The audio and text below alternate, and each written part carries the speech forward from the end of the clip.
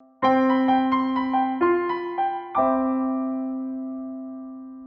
I'm Greg Dell with attorney Stephen Jessup, and today we want to discuss how do I collect long-term disability insurance benefits if I have back pain.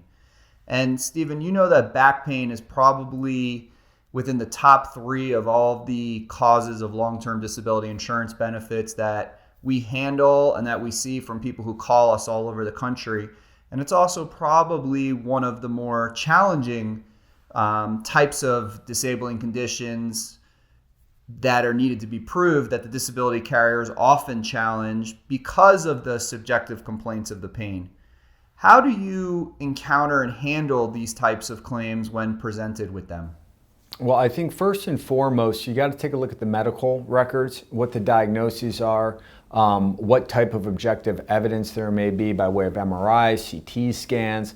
If there's radiculopathy, then talking EMG nerve conduction studies. So first and foremost, it's really looking at what the medical records are saying as to the severity, what the diagnosis is, because as you know, there's a multitude of different problems that can happen along the spine. And then it's having to weigh what the medical information is telling us with what someone's occupational duties are. Just recently, I spoke with someone who was having real bad low back pain, and he was saying that the way his job is performed, it's not a light duty occupation, at his plant and where he works at. And I explained that under his policy, they weren't going to look at how he does his job in a specific location, but how it's performed in the national economy, which was light duty. So it's interesting in having to marry between what the medicals are saying and how occupation is going to be defined in someone's policy and what they do. So it's a three-part analysis to be able to kind of have an idea of, is this going to be enough for an insurance company to approve a claim? As you know, like you said, it's a lot of those complaints they're going to say are subjective, so they are going to try to minimize what your problems are as much as possible to say, well, hey, we see that you have some issues. We just don't think it raises to a level that impairs you. So this idea of how much pain does it take, that's a really, really tough one. And the reason why you see so many claim denials based on back pain is it can be very hard to draw that nexus between what your diagnosis is and being legally disabled under your insurance company's policy.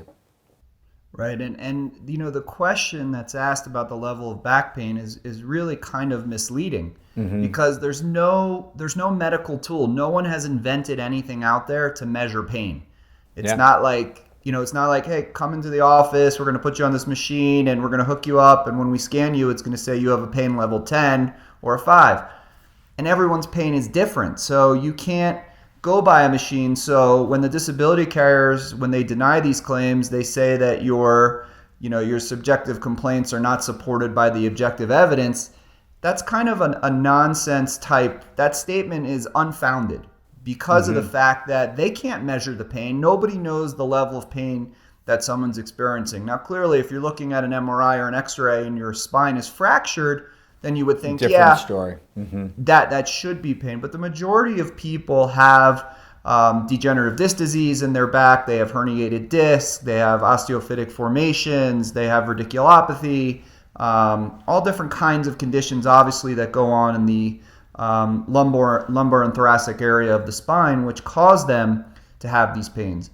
And then, of course, Stephen, we know we have the people who we've seen every gamut. We have the people who have huge herniations and are asymptomatic, meaning they don't necessarily have pain, or they have spinal cord impingement or nerve root impingement.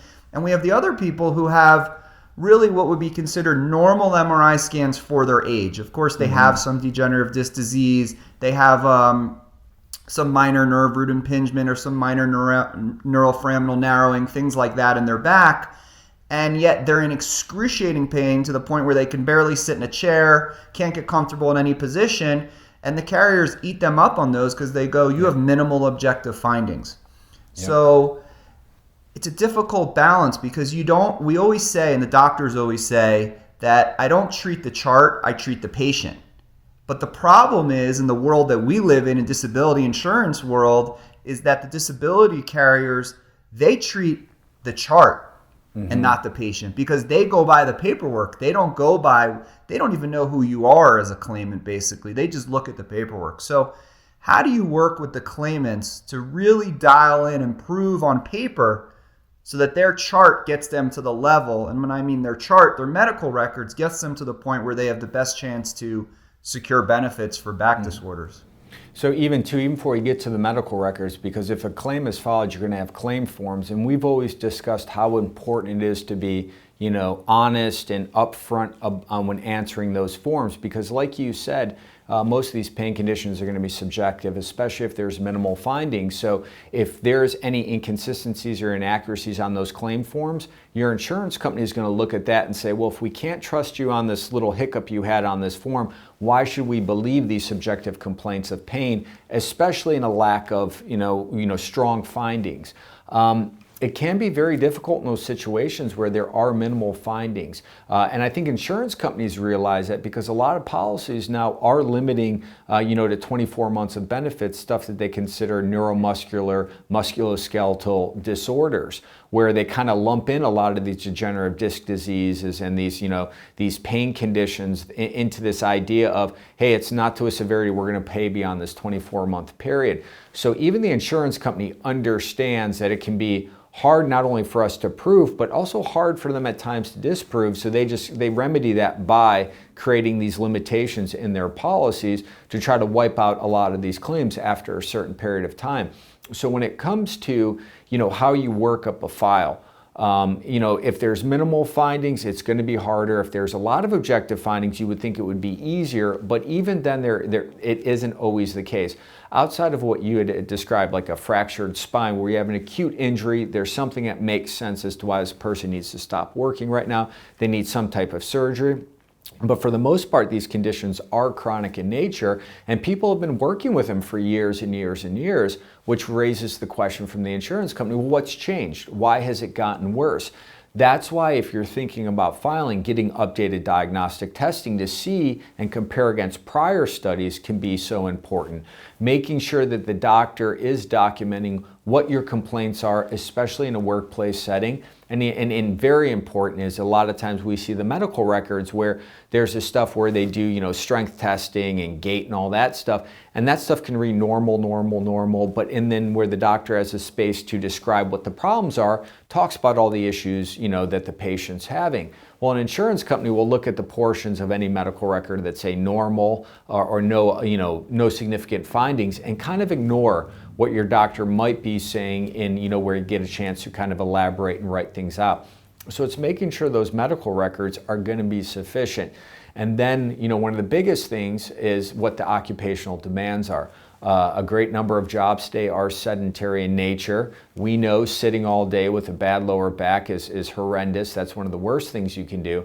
But it still is a requirement to draw a nexus between how the condition is preventing you from doing, your specific job or whatever the definition of disability is going to be. Is that going to be functional capacity testing? Is that going to make sure someone's getting any prescribed physical therapy they're supposed to do? What the medication looks like. If medication has been stagnant for a period of time, insurance companies will go, well, there hasn't been any change in your medicine, so it must be well controlled. So there's a lot of things that, as attorneys, we have to kind of read between the lines and make sure the medical records are taking that and bringing that to the forefront.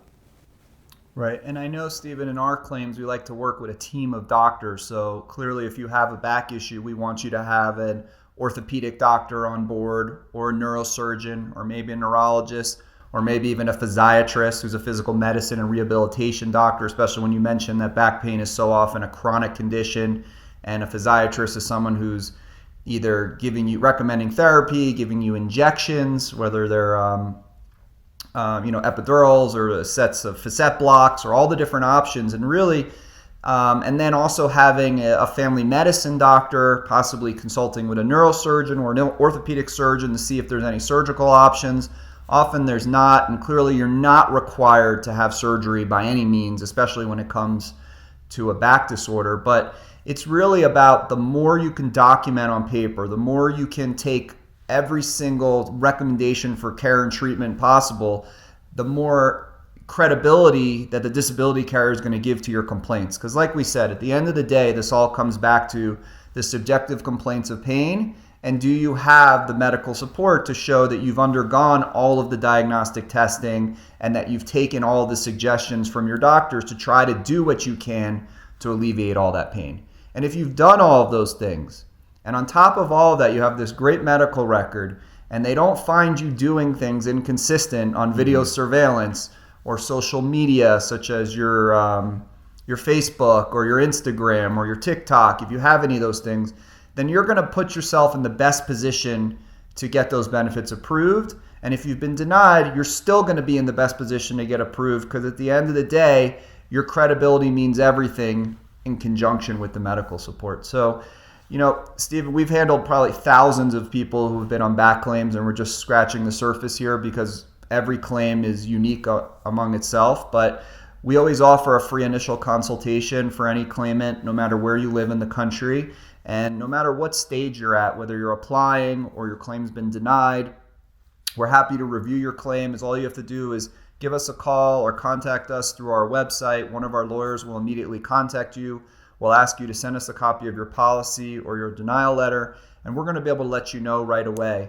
The other thing is, as you can see, if you go to our website, you'll see that we have a lot of information about back disorder, disability insurance lawsuits all over the country, and reviews from other claimants that have dealt with the same issue and how they've been treated by the disability company. And lastly, you can go on our website and search your disability company specifically and learn all about your company and the way that they're going to look at your claim. And what that's going to do is it's going to educate you about this process and really put you in the best position possible to get benefits approved. So, Stephen, thanks for sharing your insight and tips today about the back disorder claims. And if you have a claim, we look forward to speaking with you in the future, and we'll be here when you need us.